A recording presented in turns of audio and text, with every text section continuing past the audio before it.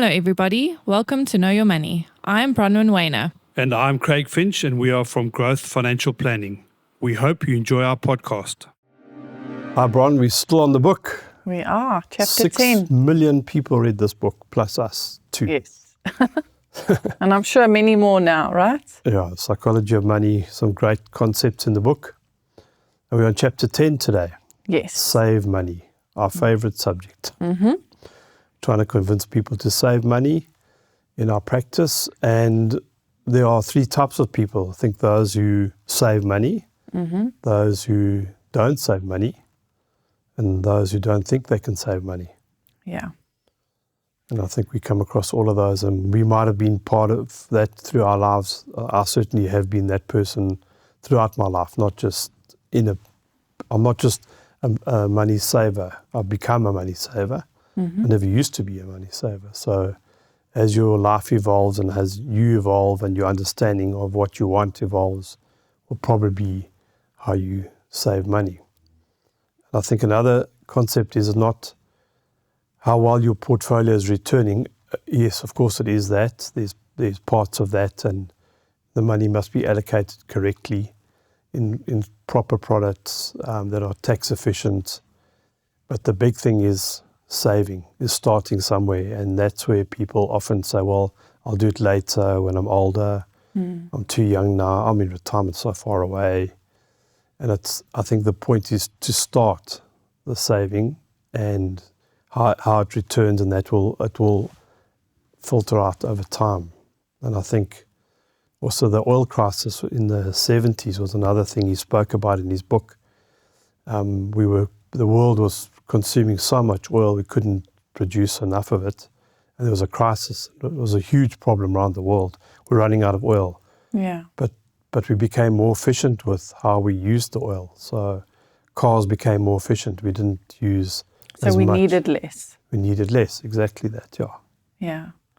And I think you hit the nail on the head with the fact that you said, those three types of people, those who save, those who don't save, and those who think they can't save. And where you hit the nail on the head is, I think you're either born saving or you're born thinking that I can't save, or you don't save. And I really do think you can change and evolve, because I also was all three.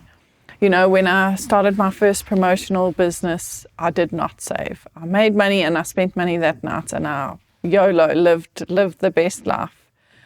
Then I got to a point where I knew I need to save, but I thought I couldn't. And now I'm at a point where I know that I can save.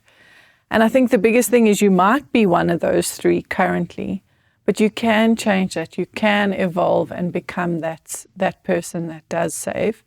It's just figuring out what about it needs to happen and how that version of you can evolve. So you also referred to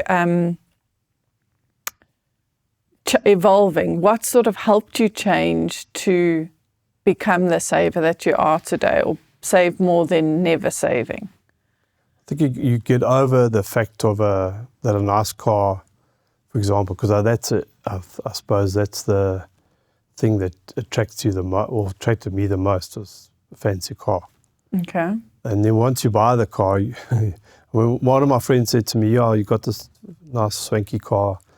The first day you're driving it, you love it. But about 2 weeks' time, it's just another car. And he's so right. It was exactly that, just another car.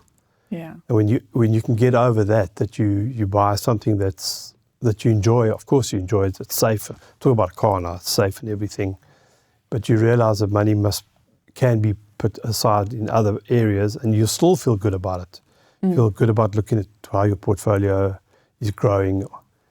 And you don't have to look at your portfolio all the time, but the fact is that you've got the money to put it away regularly every month. And that's and you start realizing that the compounding effect is going to start coming out. It takes a while to realize that.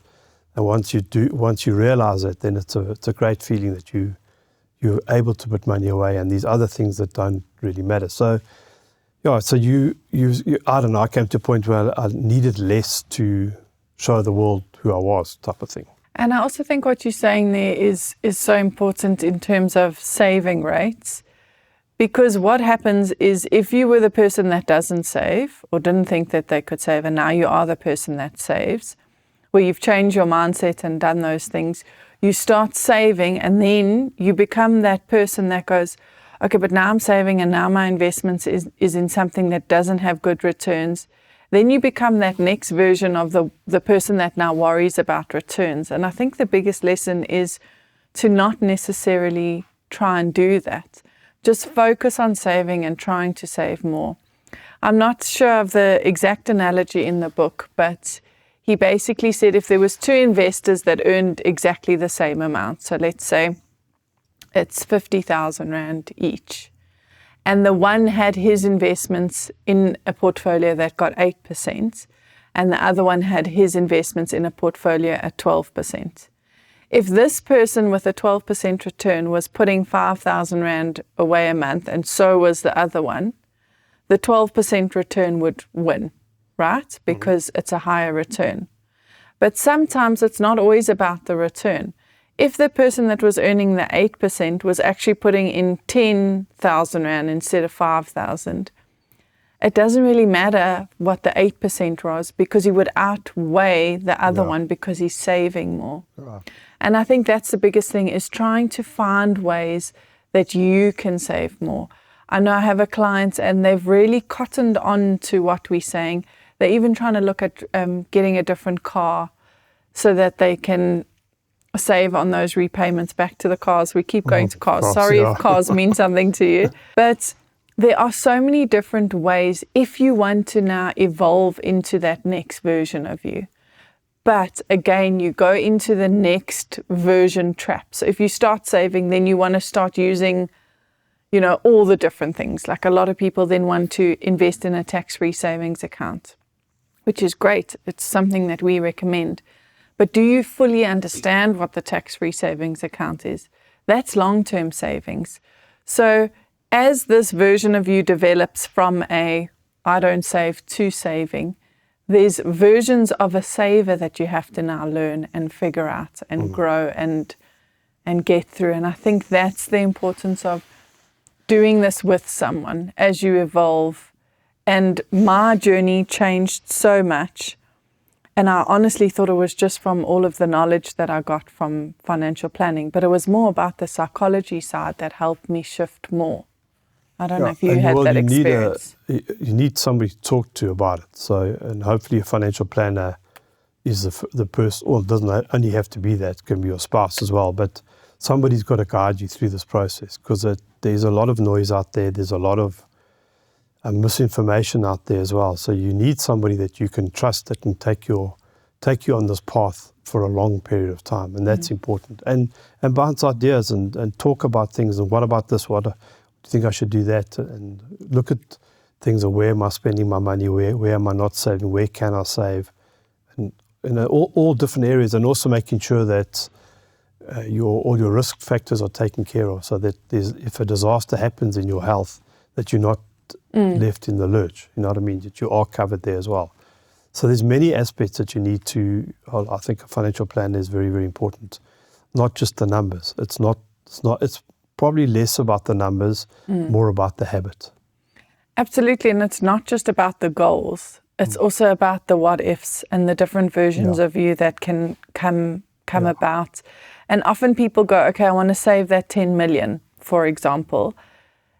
And that can be overwhelming to look at that big number. But rather start at the version of you that can save 160 Rand a month, 1,600 Rand a month, whatever that number is, because that's how you get to the 10. Consistent. You don't get an oak tree by planting a seed today and walking outside and seeing it. You have to nurture it and give it the time again. And that's bringing in all that time and money, right? Yep.